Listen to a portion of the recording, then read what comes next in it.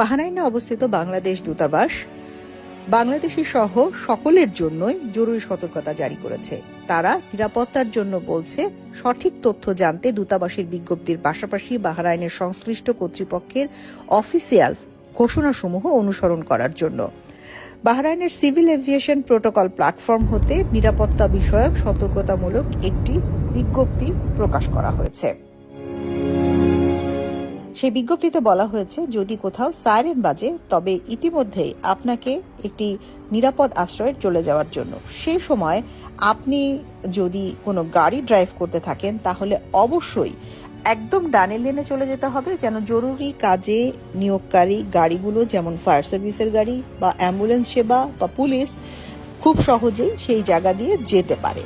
দ্বিতীয়ত, স্থানীয় যে সকল রেডিও বা টেলিভিশন রয়েছে যারা অথেন্টিক, তাদের ভাষ্য শোনার জন্য। এবং যদি সাইরেন বেজে থাকে অর্থাৎ আপনাকে কিন্তু কোথাও অবস্থান নেওয়ার কথা বলা হচ্ছে। আপনি যদি একটি বাড়িতে থাকেন তাহলে বাড়ির একদম নিচতলায় চলে যাবেন এবং শক্ত জায়গায় অবস্থান নেবেন, ঘরের দরজা জানলা বন্ধ করে। তারপর দরজা জানলা থেকে দূরে